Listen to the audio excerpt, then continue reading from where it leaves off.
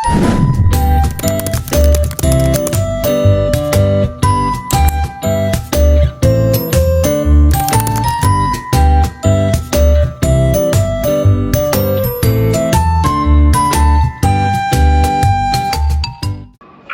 warahmatullahi wabarakatuh. Perkenalkan, kami dari kelompok 3 akan mempresentasikan tentang materi tentang email marketing dengan anggota saya sendiri, Farel Abrar, dengan NIM akhiran 1031. Saya Wardatus dengan akhiran NIM 1007.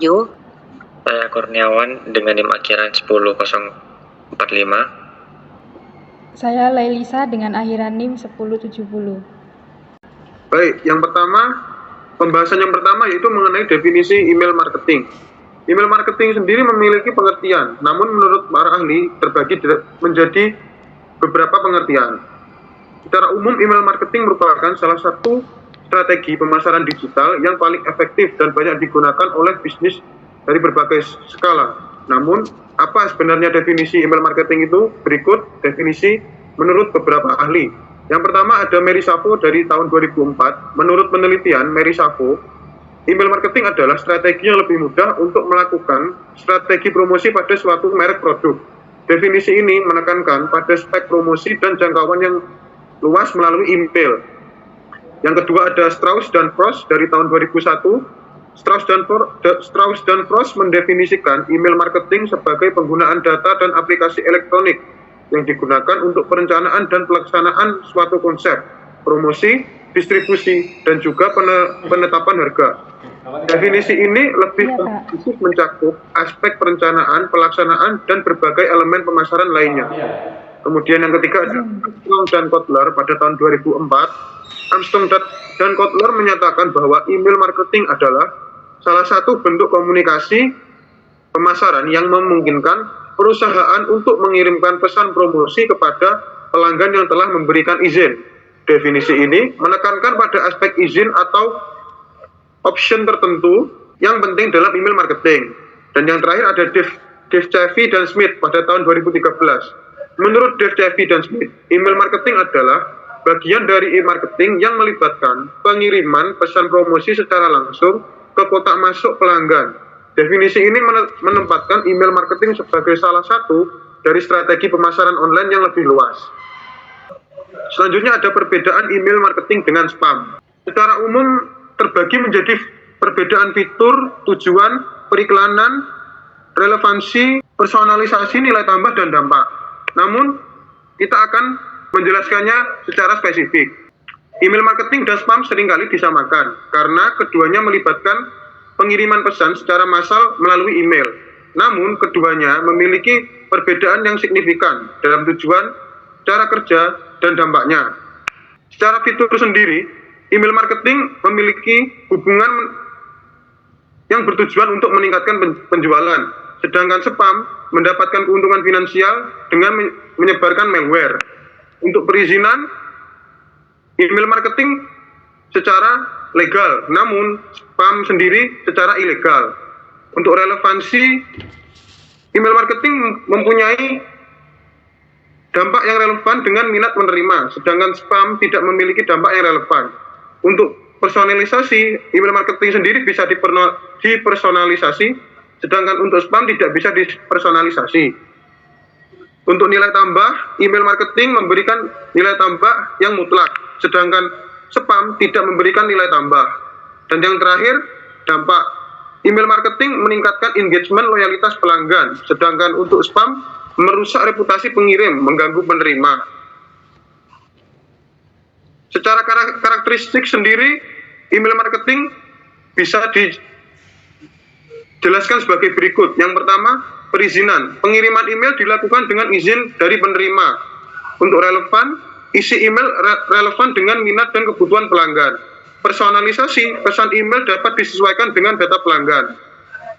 Terukur, yaitu efektivitas kampanye dapat diukur melalui berbagai metrik. Sedangkan yang bernilai, email memberikan nilai tambah bagi penerima, seperti diskon, konten eksklusif, atau informasi bermanfaat. Dan selanjutnya, karakteristik spam, yaitu tidak diundang karena spam bersifat dikirim tanpa izin penerima. Selanjutnya tidak relevan karena isi email tidak relevan dengan minat penerima. Yang ketiga, menyesatkan karena spam sering mengandung informasi palsu atau menyesatkan. Yang keempat, berbahaya karena spam dapat mengandung virus, malware, atau link phishing. Dan yang terakhir, massal karena spam dikirim secara jumlah yang besar. Email marketing adalah salah satu strategi pemasaran digital yang paling efektif untuk membangun hubungan dengan pelanggan dan meningkatkan penjualan. Suksesnya sebuah kampanye email marketing sangat bergantung pada komponen-komponen yang menyusunnya. Berikut adalah komponen utama dalam email marketing. Yang pertama ada daftar email marketing atau email list.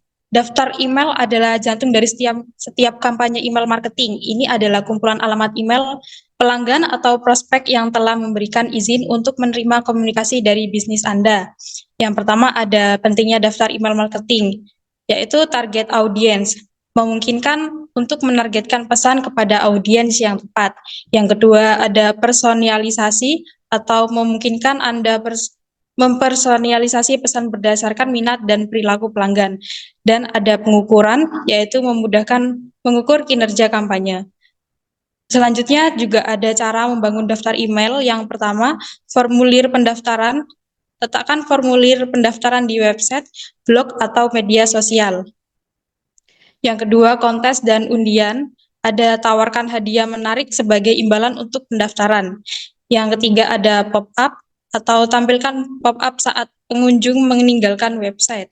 Yang terakhir ada lead magnet atau tawarkan konten gratis, e-book, white paper, atau sebagai imbalan pendaftaran. Yang kedua ada isi email. Isi email adalah pembagian yang paling terlihat oleh penerima. Isi email ini yang menarik dan relevan akan meningkatkan tingkat keterbukaan dan klik tayang.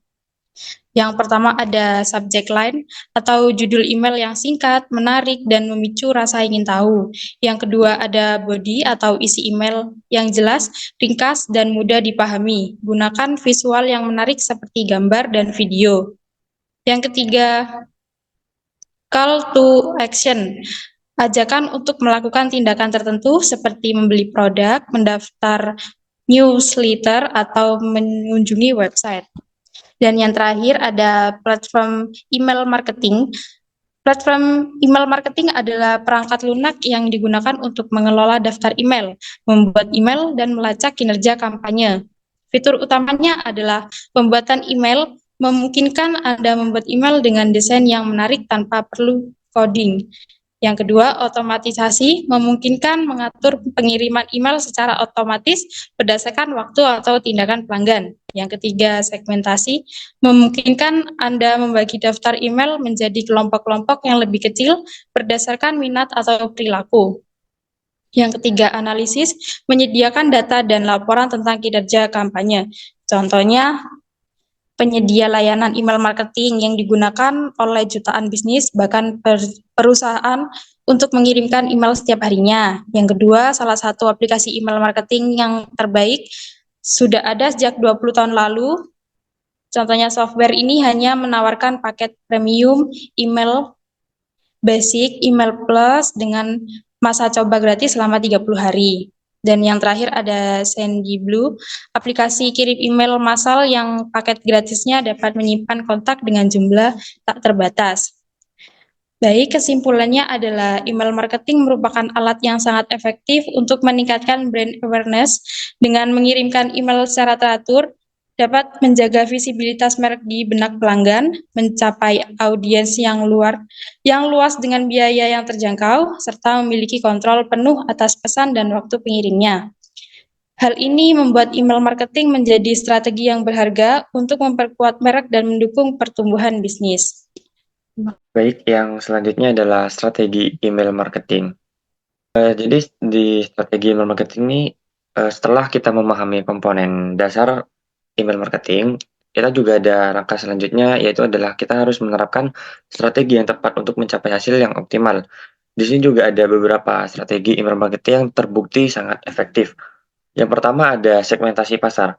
Segmentasi pasar ini adalah proses membagi daftar email email email kami menjadi kelompok yang lebih kecil berdasarkan karakteristik tertentu seperti demografi, perilaku, atau minat. Dengan melakukan segmentasi ini, kami dapat mengirimkan pesan yang lebih relevan dan personal kepada setiap segmen. Manfaat dari segmentasi ini ada 3. Yang pertama ada tingkat keterbukaan lebih tinggi, tingkat klik tayang lebih tinggi, dan tingkat konversi lebih tinggi. Yang kedua, yang selanjutnya itu juga ada cara melakukan segmentasi. Ada 3. Yang pertama demografi, yaitu usia, jenis kelamin, lokasi, dan tingkat pendidikan. Yang kedua ada perilaku, riwayat pembelian, interaksi dengan email, dan kunjungan website. Dan yang terakhir ada minat, yaitu preferensi produk, topik yang diminati. Yang kedua ada personalisasi konten. Personalisasi konten ini adalah proses menyesuaikan pesan email dengan minat dan preferensi individu. Di mana dengan mempersonalisasi konten ini kami dapat membuat pelanggan merasa lebih dihargai dan meningkatkan engagement. Cara melakukan personalisasi yaitu ada 3 juga. Yang pertama menggunakan nama depan dengan sapa pelanggan dengan nama depan mereka. Yang kedua ada rekomendasi produk, yaitu merekomendasikan produk yang relevan berdasarkan riwayat pembelian. Dan terakhir ada konten dinamis dengan cara tampilkan konten yang berbeda-beda berdasarkan segmen. Yang ketiga itu ada autoresponder, adalah fitur yang memungkinkan Anda mengirimkan serangkaian email secara otomatis berdasarkan tindakan atau waktu tertentu. Autoresponder ini juga sangat berguna untuk menyapa dengan pelanggan baru, memberikan follow up setelah pembelian, atau mengirimkan seri email edukasi. Contoh penggunaannya yaitu ada 3 juga. Yang pertama selamat datang dengan cara mengirimkan email selamat datang kepada pelanggan baru. Yang kedua urutan tontonan dengan cara kirimkan serangkaian email untuk menuntun pelanggan melalui proses pembelian. Dan yang terakhir ada pemulihan keranjang dengan cara kirimkan email dengan email pengingat kepada pelanggan yang meninggalkan keranjang belanja. Yang terakhir itu ada ENB testing. ENB testing ini adalah metode untuk membandingkan 2 versi email yang berbeda untuk melihat mana yang menghasilkan hasil yang lebih baik. Dengan ENB testing ini, kami dapat mengoptimalkan setiap elemen email, mulai dari subject, line, hingga call to action. Elemen yang dapat diuji yaitu ada 3. Yang pertama subject line, berupa panjang, gaya penulisan, dan kata kunci. Dan yang kedua ada desain email berupa tata letak, warna, dan gambar. Dan yang terakhir ada call to action berupa dengan kata-kata dan ukuran tombol. Yang selanjutnya akan dijelaskan oleh teman saya. Baik, terima kasih. Materi yang selanjutnya yaitu manfaat email marketing. Email marketing itu salah satu marketing yang sangat diminati masyarakat, sehingga dengan begitu banyak manfaat yang kita dapatkan ketika kita melakukan email marketing.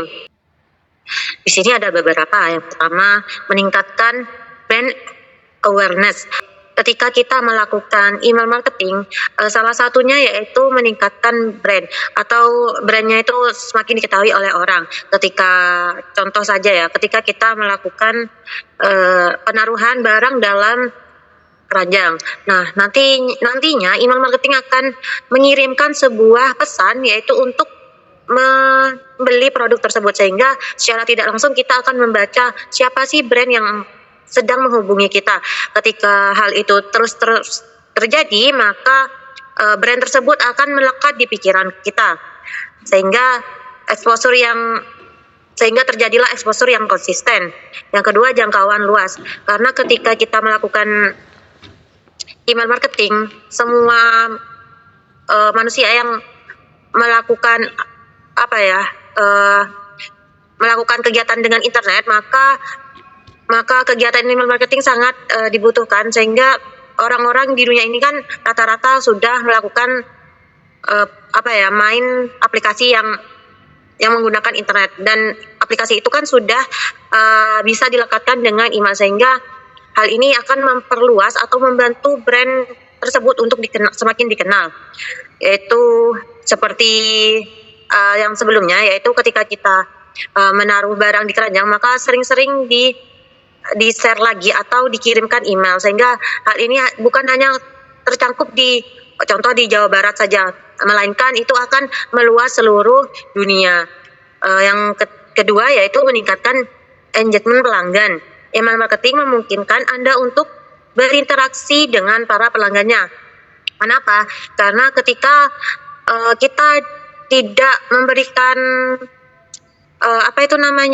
layanan yang bagus, maka manfaat email marketing itu sangat tidak konsisten, sehingga perlu yang namanya kita memberikan layanan kepada pelanggan, sehingga pelanggan yang sudah membeli akan membeli kembali, sedangkan ketika belum membeli namun memiliki interaksi dengan email marketing, maka secara nggak langsung bergerak untuk melakukan penjualan. Yang ketiga, selaras dengan yang tadi, yaitu meningkatkan penjualan. Secara tidak langsung, ketika kita sudah menerima pesan dari email, maka rasa ingin membeli barang itu tadi semakin tinggi. Kenapa? Karena ketika kita ya udahlah masukin ke keranjang, tapi kita nggak langsung check out tuh, karena nanti deh nunggu uangnya. Tapi karena email marketing yang terus-terusan terkirim, sehingga menimbulkan pola pikir konsumsi ini menjadi berubah, sehingga meskipun gak butuh karena tadi ada dorongan dari email marketing, maka akan terjadi penjualan. Yang terakhir yaitu meningkatkan hubungan dengan pelanggan.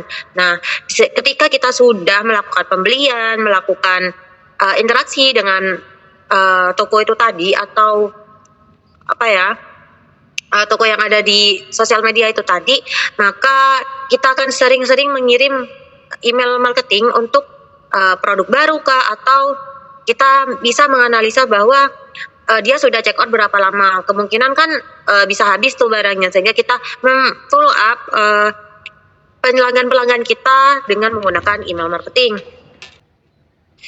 Dan yang terakhir yaitu tantangan dalam email marketing. Nah, ketika kita melakukan email marketing tidak akan terjadi secara mulus bisa dilakukan, namun pasti ada tantangan-tantangan yang tidak terduga, sehingga kita perlu mengantisipasi tantangan-tantangan itu tadi. Yang pertama yaitu tingkat keterbukaan email yang rendah. Karena itu tadi, email ini sifatnya privacy, sehingga pasti ada hal yang akan dipersulit oleh email, karena hal itu akan mengganggu privasi setiap orang. Salah satu tantangan terbesar yaitu tingkat keterbukaannya, sehingga penyebabnya ketika ini terjadi yaitu subject line yang membosankan, terus email yang tidak relevan, dan kontak masuk yang penuh. Sehingga hal ini ketika email kita udah penuh, maka keterbukaan email itu udah nggak bisa menerima pesan baru, sehingga kita perlu cara-cara lain untuk menemukan hal lain. Salah satunya yaitu solusinya yaitu mengoptimalkan subject line, buat subject line yang menarik, unik, dan memicu rasa ingin tahu. Sehingga ketika kita penasaran pasti akan melihat email itu tadi. Kalau cuman tulisan aja itu sangat membosankan ya. Yaitu yang kedua solusinya yaitu personalisasi konten, sesuaikan konten email dengan minat dan preferensi penerima. Ini salah satu tips untuk melakukan email marketing. Karena apa? Karena ketika kita tidak tahu maunya konsumen itu apa, sehingga kita tidak memikirkan lebih panjang apakah email marketing itu dapat mempengaruhi orang lain ataukah tidak, sehingga kita perlu melakukan evaluasi setiap saatnya. Yang terakhir ada optimalkan waktu pengiriman. Jika seminggu sekali ya udah seminggu sekali. Jadi konsisten, tidak hanya hari ini aja, minggu depan lupa, sehingga harus konsisten. Yang kedua yaitu tantangannya yaitu masalah spam. Masalah spam yaitu salah satu yang sangat menjadi tantangan terbesar pada email marketing. Email yang dianggap sebagai spam akan langsung masuk ke folder spam dan blokir oleh penyedia layanan email.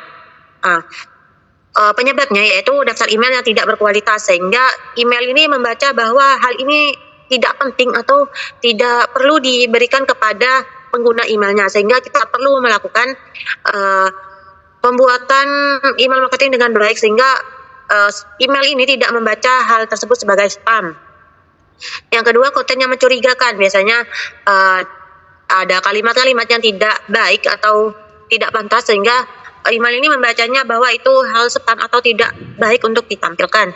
Yang ketiga yaitu pengaturan server yang buruk. Ketika server yang buruk itu pengiriman email tidak terkonfirmasi dengan baik. Solusi yang bisa dilakukan ketika mengalami spam yaitu yang pertama, jangan jaga kebersihan daftar email. Nah, ketika kalian semua sudah memiliki email, pastinya karena sudah ada di era internalisasi ini, perlu yang namanya pembersihan email. Jadi email-email yang tidak penting itu perlu dihapus untuk membantu aktivitas internet, sehingga perlu jaganya kebersihan email, sehingga kalau email itu bersih atau penyimpanannya tidak penuh, maka email marketing ini dapat berjalan dengan lancar. Yang kedua, hindari kata-kata yang mencurigakan. Nah, tadi sempat disinggung, maka perlu menggunakan kalimat-kalimat yang baik, indah, dan menarik, sehingga email ini mendetek bahwa hal ini perlu diberikan kepada penggunanya, sehingga email marketing ini dapat berlangsung dengan baik. Dan yang ketiga yaitu verifikasi domain. Verifikasi domain akan Anda dengan SPF, DKIM, dan DMARC. Sehingga kita perlu untuk memverifikasi email ini bahwa itu benar-benar milik kita, tidak menggunakan email yang banyak, sehingga kita terpacu pada satu email dan itu bisa digunakan dengan baik. Yang ketiga yaitu perubahan algoritma email. Perubahan algoritma email yang dilakukan oleh penyedia layanan email seperti Gmail, Outlook dapat mendapat signifikan pada deliverability email marketing. Ketika algoritma email sudah berubah, maka kita perlu menyesuaikan email marketing sesuai dengan apa yang terjadi sekarang, sehingga tidak sia-sia dalam melakukan email marketing. Dampaknya yang terjadi ketika algoritma email ini berubah yaitu yang pertama, karena terusnya berkembang ini dapat memberikan dampak yang positif buat kita, sehingga kita perlu mengupdate setiap ide-ide terbaru. Terus yang kedua yaitu prioritas pada email pribadi. Jadi ketika kita sudah memiliki email pribadi, maka seringlah terjadi email marketing karena biasanya kita fokus pada satu email itu, sehingga kita sebagai penjual kita akan fokus dalam satu email, tidak menggunakan email yang banyak. Dan yang terakhir yaitu privasi data. Peraturan privasi data seperti GDPR dan CCPA telah meningkatkan kesadaran akan pentingnya melindungi data pribadi, karena email tersebut sudah memiliki berbagai informasi tentang kita, sehingga pastinya hal ini akan di-privacy atau ditutup-tutupi agar tidak terjadi pembocoran data. Penyebabnya yaitu yang pertama, pengumpulan data yang tidak sah, mengumpulkan data pribadi tanpa izin, biasanya kayak bohong gitu ya. Terus yang kedua yaitu kebocoran data, kegagalan dalam mengamankan data pelanggan, sehingga ketika privasi data ini sudah bocor, maka pasti pelanggan-pelanggan yang sudah berinteraksi dengan email marketing kita akan bocor kepada penjual, bahkan bisa dijual kepada orang lain. Dan solusi yang tepat dalam melakukan tindakan ini yaitu yang pertama, transparansi. Jangan dengan jelas bagaimana Anda akan menggunakan data pelanggan. Jadi kita harus memastikan bahwa data pelanggan itu sudah benar-benar tersimpan dan rapi atau bahkan tidak terjadi kebocoran. Yang kedua, amankan data. Sesuai tadi sudah saya singgung, perlu yang namanya kita berusaha jujur untuk tidak melakukan pembocoran data untuk orang lain. Dan yang ketiga yaitu patuhi peraturan. Pastikan Anda mematuhi semua peraturan privasi data yang berlaku, sehingga kita sebagai penjual tidak mengalami hal-hal yang negatif atau hal nakal, curang, bahkan untuk membocorkan privasi kita kepada orang lain, sehingga kita perlu yang namanya kejujuran dalam melakukan email marketing. Sekian materi yang saya dapat sampaikan. Terima kasih. Baik, demikianlah penyampaian dari nomor 1 mengenai peran dan email marketing.